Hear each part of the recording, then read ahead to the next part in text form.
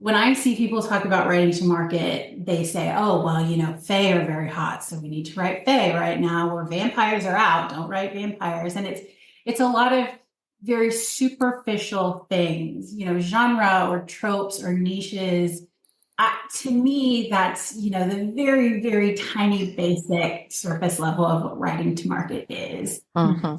For me, writing to market means reading all of the top books in my genre and asking myself why there's lots of good books. Why were these so much more successful? There's tons of fae books. Why was Akatar so successful? There's tons of vampire books. Like, why was this one the one that people and really like couldn't stop thinking about, couldn't stop talking about? That's a much deeper thing. Welcome to Wish I'd Known Then podcast. I'm Sarah Rosette. And I'm Jamie Albright. And this week on the show we have Penn Cole. Yes. She is a fantasy romance author. Yeah, very popular genre right now. Very popular. Mm-hmm. And she talks about writing to market in a deep way, focusing on the way certain books resonate with readers. And it was a great interview. Yeah, that was interesting because a lot of times we talk about writing to market, it's very analytical about looking at sales and stuff. And she was talking about what grabs readers and talked about patience in the writing and publishing process, which we could all use some of. Yeah. And she's done a lot of translations using an agent. So that was interesting. Yeah. And we talked about like how she prepares for publication too. So yeah. So that is all coming up in the interview. Yeah, it is. So what's been going on with you? I've been doing just travel and running around and enjoying the mountains. And I am working on my manuscript some. I'm about midway through the draft, the first revision. So that one's kind of slow for me. Yeah. Very nitpicky and figuring out all the little things that need to be fixed. Right. But it's kind of slow going. So I'm working on that. And that's about it for me. Not a lot going on. Anything for you? Same song, second verse, nothing, or 38,000th verse. No, not much going on. Just, I started Julian Cameron's The Artist's Way. I've never done that. So it's very good, very interesting. I'm really just started, but I really love kind of the whole concept. So I'll let you know about that. And, yeah, I've got a counseling appointment. So that's good. That's progress. That's progress. The counselor I had, our insurance changed, so I had to switch around. Yeah, the whole bit. But yeah, that's about it. That's about it. Nothing much. Okay. Well, we do have some other news. We are going to be at the Better Faster conference in October. Yes. October. Yeah, October. Yeah. We just talked about this. Yes, my schedule is a little messed up. So in October, and it's in Minnesota. Yeah. It's Becca Syme is running it, and we're both really looking forward to it. Yeah. Yeah. I mean, if nothing else, it'll be cool. And it'll be fantastic. And I can wear my cute, warm stuff. Yeah. Yeah. Which we don't get to do that often. No, we don't. In Houston. A week and a half here. I got so many clothes, so many warm weather, cool weather clothes for the week and a half we have that it's really cool enough. You're like an Edwardian lady running in. I'll wear this for breakfast. Yeah, and I'll change. I do that. I'll wear this for lunch. I change. So we'll be able to do that. We'll be able to wear all our winter clothes. We'll be excited and talk about writing in books. So just the whole Right Better Faster concept is amazing. And we talk about Becca Syme all the time. We talk about Becca all the time. Y'all know that, and we love her. And so we're looking forward to that. And then I will be at Author Nation in November and doing a panel. Wish I'd Known Then panel. So no new supporters this week, but thanks to all the continuing supporters. We really appreciate it. And if you'd like to support the podcast, you can get access to previous supporter episodes in the Slack group. And it just encourages us. And thank you for just supporting us and showing us that you want us to continue. And we just really appreciate it. Yeah, we do. And we don't have any texts this week, but please send us your texts. We love hearing from you. We kind of hate we can't respond, but we do love hearing from you. And text us and let us know what conferences you're going to. Awesome. All right. Well, should we get on with the podcast? Yeah, let's go. Penn's got some great things to say. Yeah. All right. Here's Penn. Today, we are really excited to have Penn Cole with us. Hi, Penn. How are you? Well, thank you. Thank you so much for having me. Well, we're happy you're here. We'll have Sarah read your bio now and find out more about you. Penn Cole writes fantasy romance. She has been writing since childhood and received her undergraduate degree in creative writing. After a detour as an attorney and a small business owner, Penn is thrilled to finally be pursuing her lifelong dream of becoming an author. While she's a Texas girl born and bred, she currently lives in France with her husband, where she can usually be found sipping wine and creating fantasy worlds on her balcony. Well, okay, if you have to.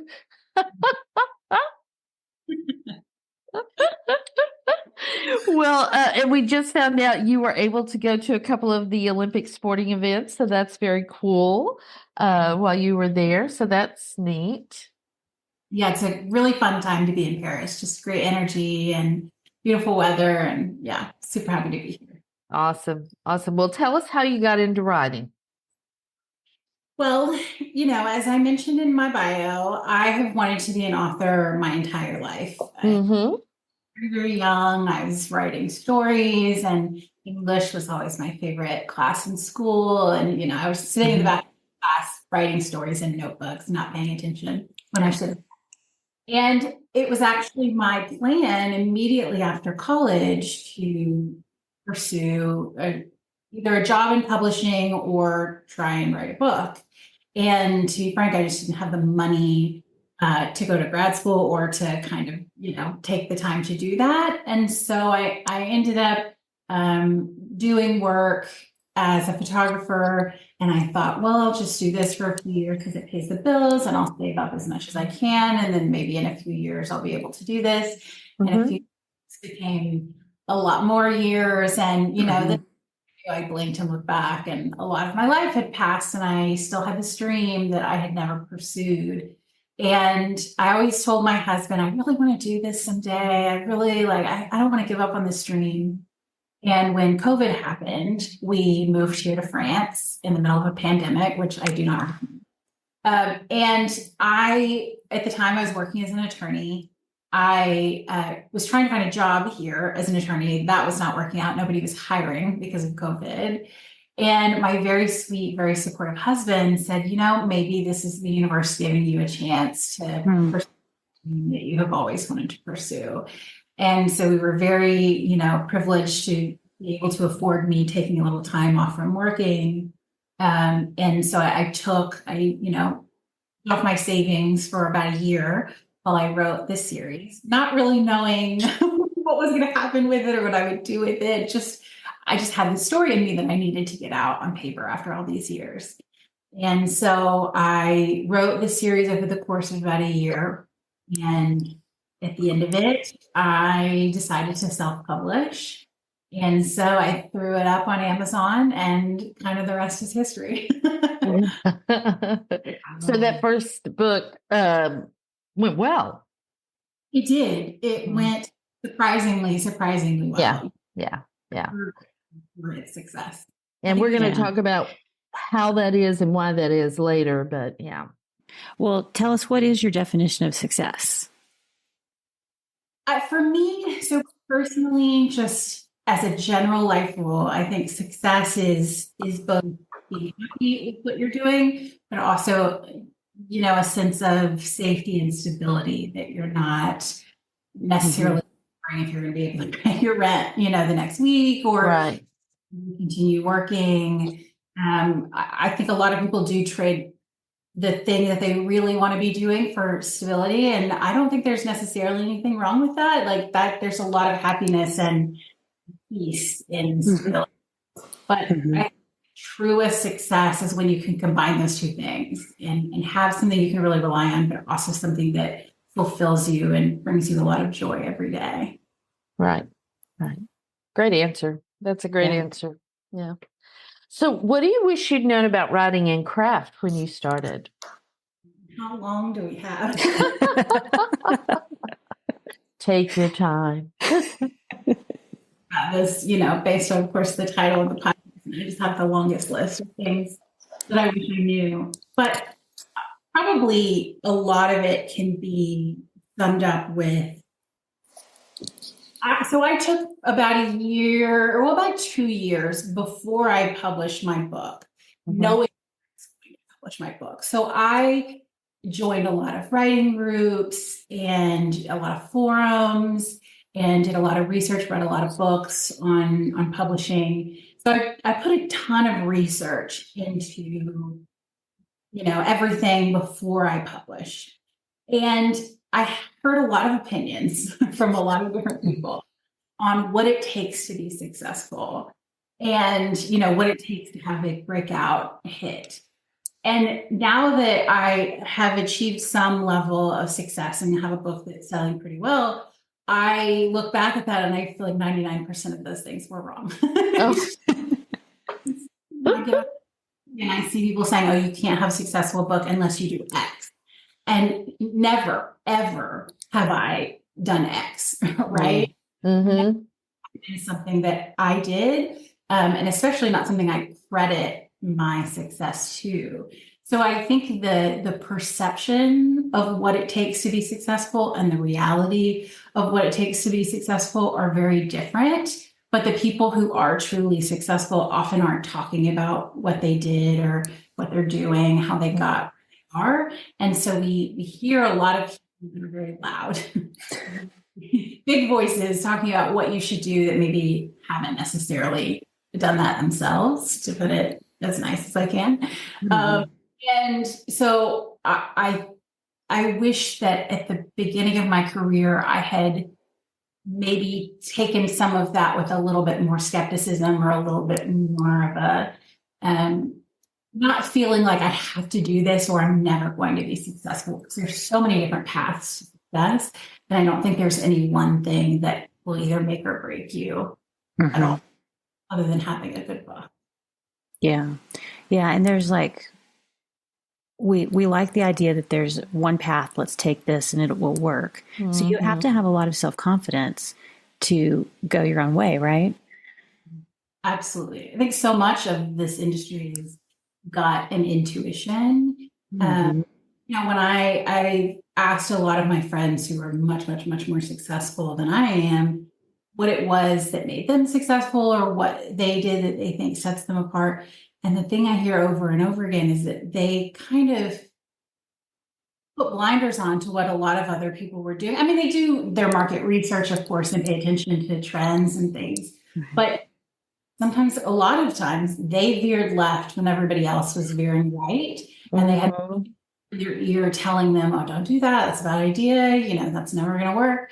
But they really had a gut feeling that that was the right choice for them. Mm-hmm. And they followed that. And that ended up being, the thing that set them apart. So I think a lot of success in this industry, especially on a long timeline, is right.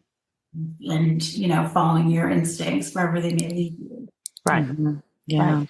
And focus, but not necessarily just focusing on writing, but listening to those instincts, deciding what it is you're going to do, and then focusing on that path until you figure out something different or find something different. Because you're right, there are so many voices and they're very loud. And if you're not focused on what it is you're going to do, then you can get sidetracked really fast.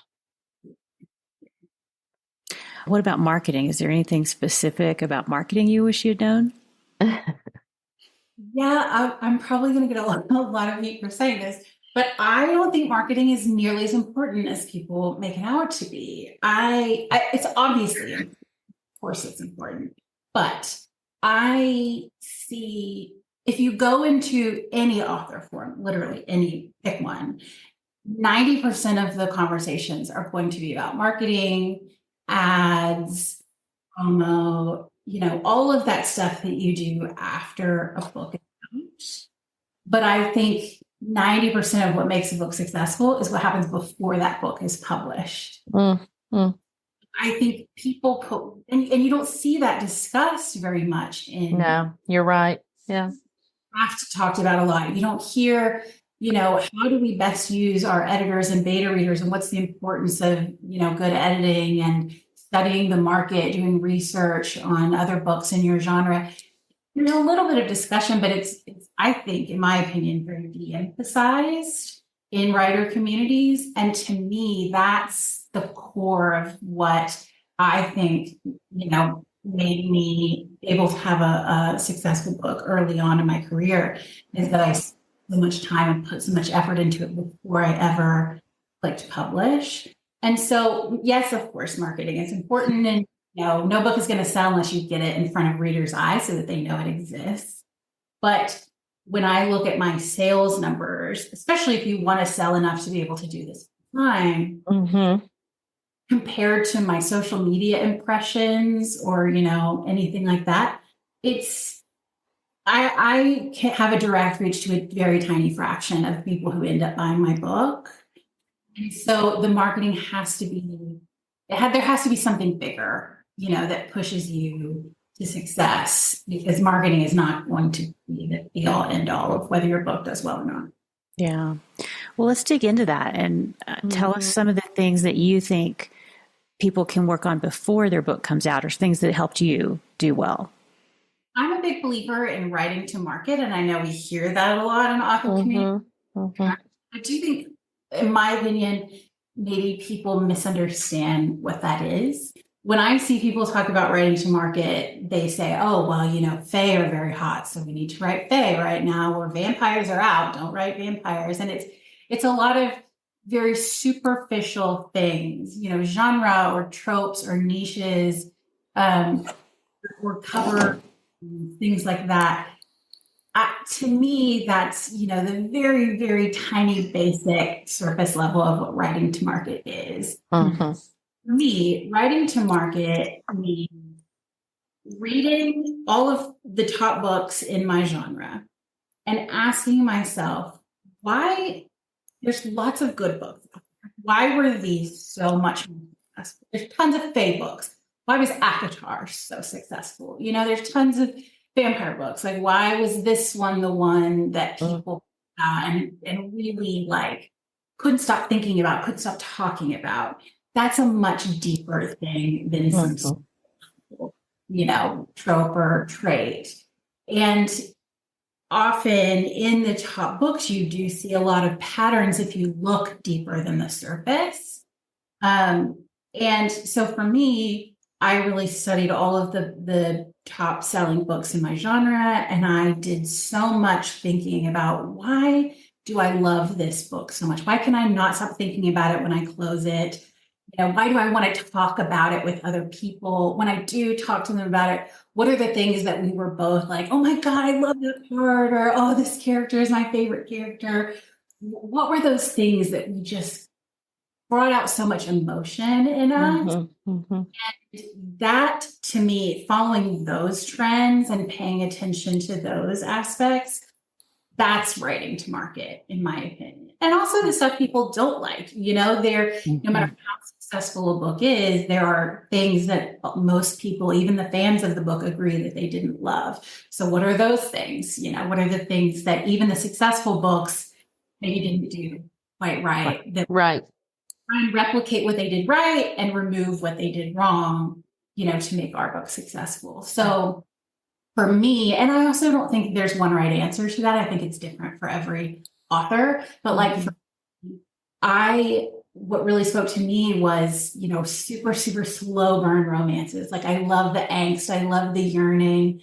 I love when they don't get together until the last possible second. I love a good found family that makes you just feel like you want to be part of that and you want to be friends with these people.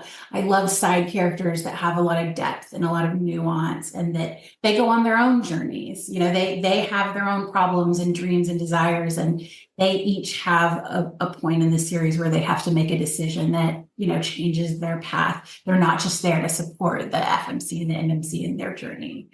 And I love banter. I love leaving little Easter eggs, right? Where when you read a series for the second time, you pick up all of the stuff that you didn't even know was important the first read.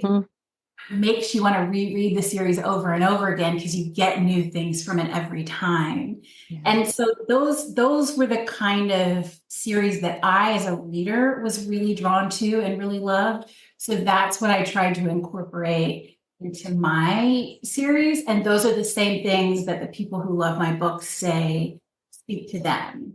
And you're, as an author, your list of things could be totally different and you could be just as successful as me. It's not like that's some magical formula. Kinds of readers that also like different types of things. But it's about finding whatever your formula as an author is going to be so that readers know that they're going to get that from you every time, you write a series, they're going to get those things. Right. Yeah. This makes me think of the id list from Jennifer Lynn Bard's. Yeah. And we've talked about that before. She recommends you figure out things that light you up and include those in your books. And then it will pull people to you that like those same things. And it does take a while to kind of figure out, okay, these are my, like to go deeper. I think you're saying go deeper and really figure out exactly what appeals to you. And then that will pull other people in. Exactly. Because whatever you like as a reader, there are plenty of other readers who love that too. And find your niche of readers that's right for you, as long as you know you're building something specific and intentional and really thoughtful in the choices that you're making in building that kind of author brand. Yeah. Well, what's the most important lesson you've learned?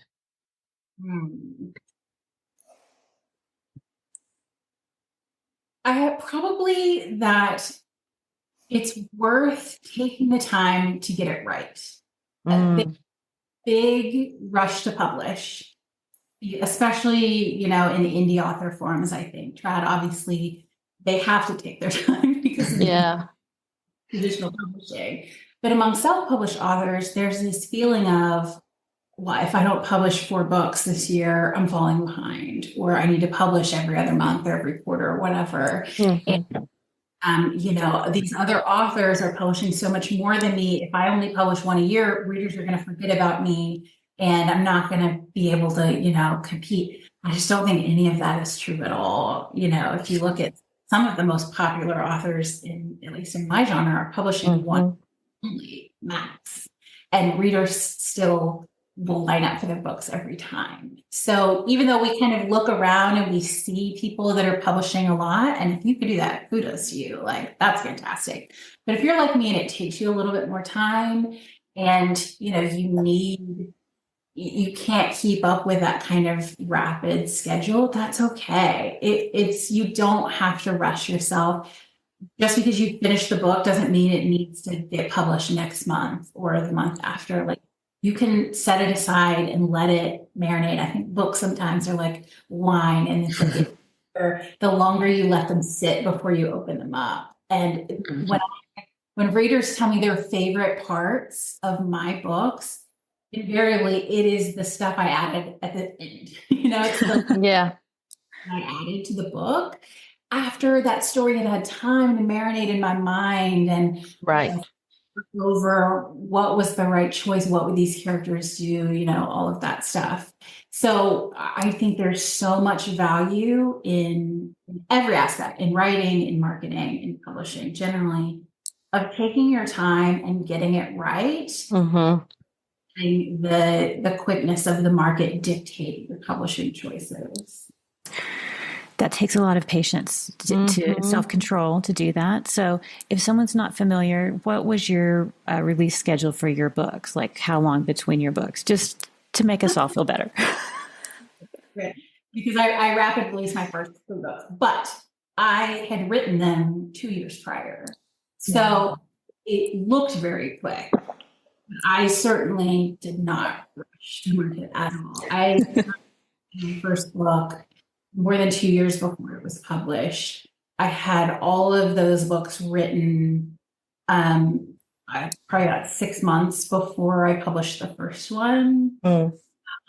And my my fourth book is just kind of a disaster, but I'm taking my time and I am trying to kind of ups and like just focus on writing it, and because I am filling up, get it out quick, and I just am not going to let myself do that. So my first book published, my second book I released 6 weeks after that. My third book I released 8 weeks after the second book. So all three were published in about like a 3.5 month span. But I started writing that series, more than 2 years for that. So it was a much longer process than it looks like on paper. Yeah. Yeah. And that's important to realize, because just looking at your publication dates, it makes it look like you were just like burning the midnight oil, right? Cranking them out. Yeah. Well, what's the biggest change you've had to make in your thinking? So many things. A lot of it is, as I kind of referenced earlier, less of a focus on marketing, more of a focus on craft and on, relationships with readers, relationships with other authors, learning the industry, doing my research, reading books. I really expected to just be like writing, publishing. And now that I've gotten those 3 books out and I've kind of seen what worked and what hadn't, I realized, like, I personally, and this isn't true for every author, but for me personally, I need to take my time, and I need to be really deliberate and thoughtful in my choices. And if, that means readers have to wait a little longer than they do, if that means I make a little bit less money because I didn't publish 3 books this year when I wanted to, then that's just how it goes. But just giving myself space to learn and grow and, build my craft. Right. And out books as quickly as I can. And I don't want to demonize or anything people who do publish really quickly, because there are some authors that are so incredible at that and can write fantastic books very quickly. That's just, for me personally, not a skill in my skill set. Yeah, me too. So yeah, same. Well, if you were starting over today, what would you do differently? I would definitely put more focus on. So on a technical level, I would put a lot more focus on the pre-publication work that I did. So, I waited really long to build a street team of readers.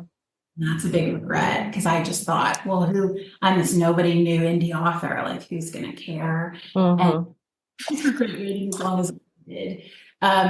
Doing more arcs and doing more beta readers. I can tell the stuff that I rush, and I can tell when there's parts of my books people don't like as much, and that's the stuff that I rushed and didn't take my time on. And even though I did take a really long time before publishing, I actually wish that I had taken a few more months longer, especially with my second and third books, because I learned so much when I first book, just from reading the reviews, which I don't necessarily recommend anybody read the reviews, but I did. And I learned so much about what readers did and didn't like from reading those. And it really made me want to make some changes to the next 2 books, but I already had them written and I was on a publication schedule. So I do think there were a lot of things that helped me in rapid releasing my first series, but I also think there were some downsides to that. So I think I am glad I made that decision and I got those 3 books on the market quickly, because I think it gave me a lot of momentum. I wish I'd spaced them out a little bit more to give myself time to implement the things that I was learning. Yeah. Yeah. I think that's one of the things about rapid release, that because I did that with one of my series. I wrote 2 books, released the first one while I was writing the third. And, if you hold off, you can make some changes. But then once they've been edited, and especially like if you do an audiobook pre-release, then, it's kind of in stone. It's hard to make those changes. It's not impossible, but it's a little more difficult. So that's a good tip for people is, if you're thinking about rapid releasing, maybe build in a little extra time. Definitely. And have, give yourself space so that the second book is done before you publish the first one. Because you learn with every book, you learn a lot about your characters, especially if you're writing a series. Right. Yeah. Characters for a long period of time. You learn so much about the world and the characters and everything with every bit that you write. So if you allow yourself to say, okay, I have book one done, I could publish it right now, maybe consider setting it aside and writing book two first before you publish book one. Never know, what you're going to learn and how you might be able to improve that.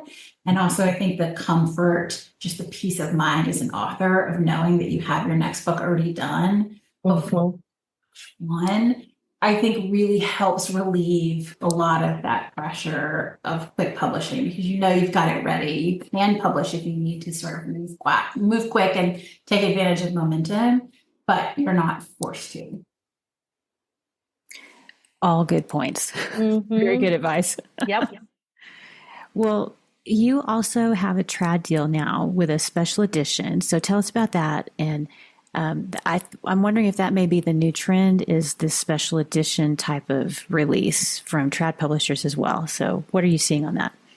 Definitely a big trend that's happening, especially in my genre, which is romantasy. It's becoming very common for indie authors to get snapped up, usually after their first or second book comes out, and to have a traditional publisher re-release them with usually a very fancy new edition with sprayed edges and a fancy cover and all the bells and whistles. It's been quite the adventure. It's not out yet, so I have a very limited perspective on how it's going. For me, I only sold my print rights, so I held on to my ebook rights, which I feel very strongly that indie authors should do if they can. I talked to a few very, very successful authors in my genre who some did keep their ebook rights, some didn't, and I left those conversations feeling that I needed to hold on to my ebook rights.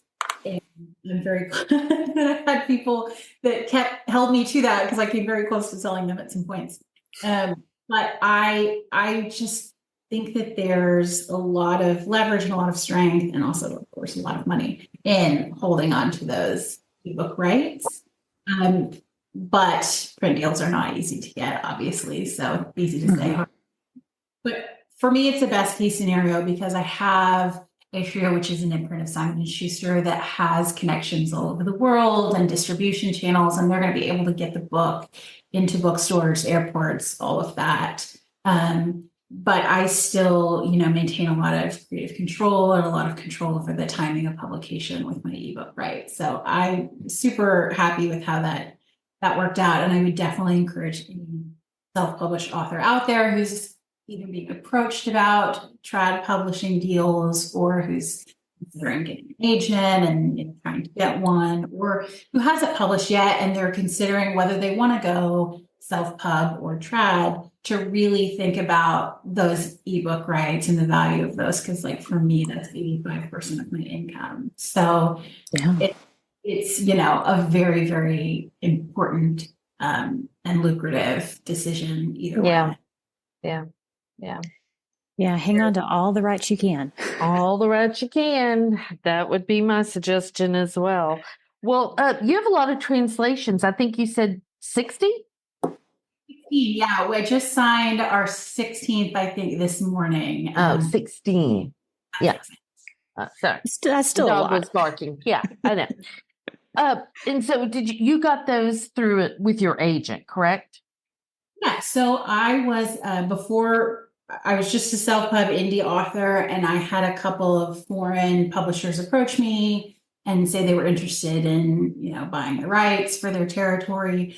I was very lucky to have a couple of mentors who were further along in their career who told me, not do this without an agent. Find an agent. Because you will get taken advantage of if you don't, and how true that is, in my opinion.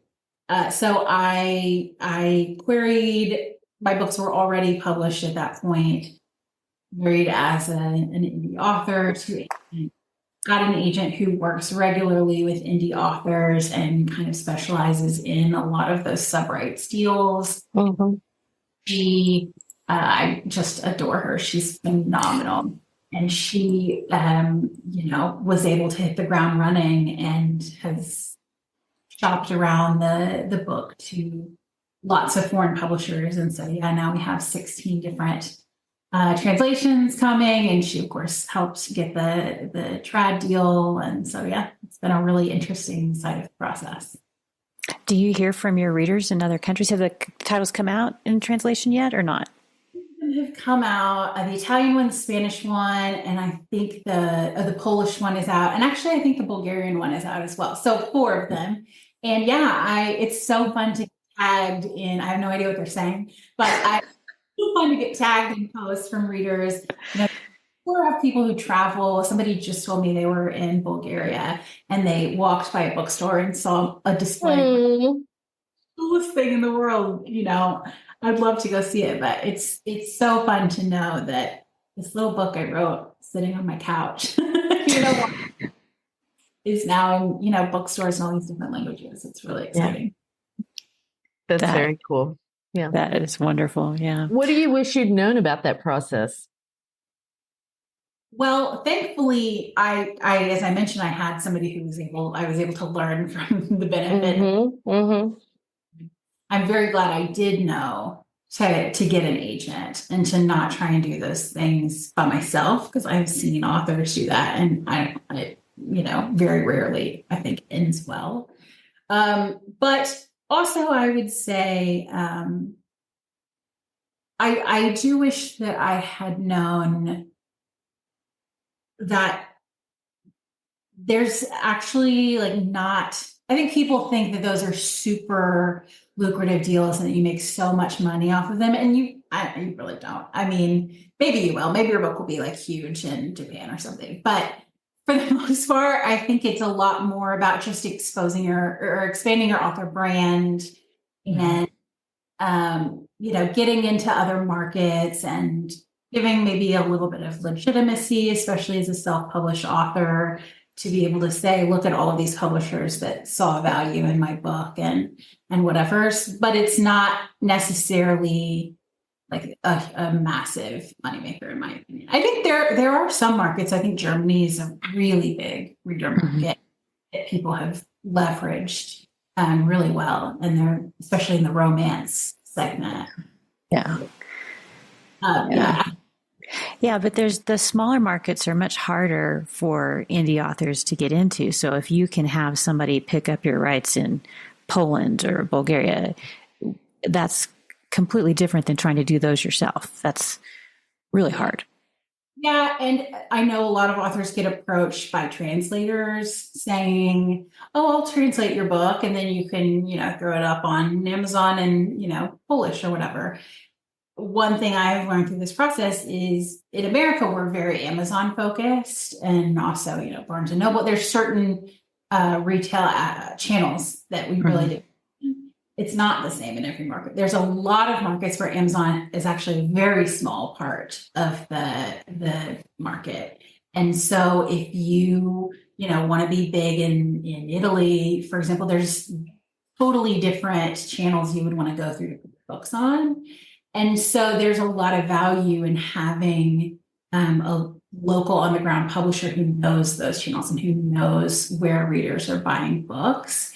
Even though you are giving away a percentage of your income to the publisher, they can sell a lot more books for you than you can on your own, unless you do a ton of research. And a lot of the countries are still very print focused. So that's really hard to do as an indie. That's when a traditional publisher can really help you out. Absolutely. Yeah. Yeah, that's true. I'm glad you said that, though, about the, that it's not necessarily this huge lucrative thing, because I think it helps to level expectations. And, if you do get a great deal, then that's wonderful. Or you sell a ton of books in Bulgaria. that's a great deal. But it level sets the expectation. I wouldn't necessarily pursue that as like a huge money making. Yeah. Well, we like to ask everybody, what's the best thing you've done to set yourself up for success?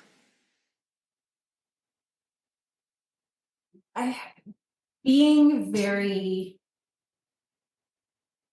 it's gonna probably sound bad, but being kind, right? Which sounds, it sounds obvious. Well, of course, why wouldn't you be kind to everyone? But you would be surprised how many people are not. And in particular, readers, when you're just getting started and you're publishing your first book. Obviously, we all make a lot of mistakes with our first book, and there's not an author in the world who wrote like the greatest book ever on the first thing that they ever wrote. We all have growing pains. And so you're going to get negative reviews. You're going to get criticism. You're going to have people that tell you did certain things not super well. And it's very easy to get caught up in the negativity, in the defensiveness, in kind of the entitlement of like, well, if people don't like my book, they just didn't get it. They didn't understand. Or, well, I hear this a lot. Readers just don't have the attention span anymore. Ruin them. They don't have, attention anymore for world building. And I look at some of these huge successful series that have incredibly deep, intricate world building that took several books to build. And I think, are we looking at the same readers? Take a long time to burn. Maybe you just didn't do it right? Not every old them. Maybe it's you. But just going into it with trying not to focus on the negativity, trying not to focus on the outrage or the judgment or whatever, and being really compassionate towards readers, even if they don't necessarily return that to you, being very kind, like with ARC readers, right? We hear ARC discourse constantly about, what you should or shouldn't do with ARCs, but I took the approach of telling all of my ARC readers, there's no restrictions. If you want to leave a negative review, you don't have to wait, you don't have to hide it, whatever. It's your review, do whatever you want with it. If you can't finish the book, you can't finish the book. If you don't want to finish the book, that's fine. You're not going to. And just, being grateful for them, for their time. They're doing free labor to help me make money. They're not making any money off of this, but I am. So going into everything with just a sense of gratefulness and understanding, especially towards readers, but also to other authors. Yeah. Kind to your peers, because you never know who you're going to see on the way up. And maybe that's right. So I do see a lot of new authors and I just cringe and I think, oh, what are you doing? That maybe try and tear some people down on their way up because they think that's the way.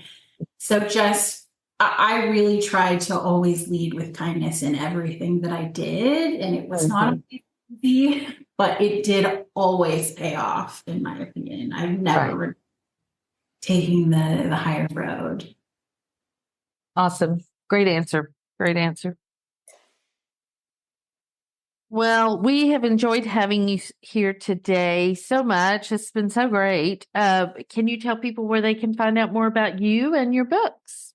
Yeah, I'm author Penn Cole on all social media platforms. PennCole.com is my website. If you are a Discord person, I have a very, very active Discord. That's a super fun place. Kind of a little crazy, but we have a lot of people there. There's a lot of authors as well in there, which is really nice.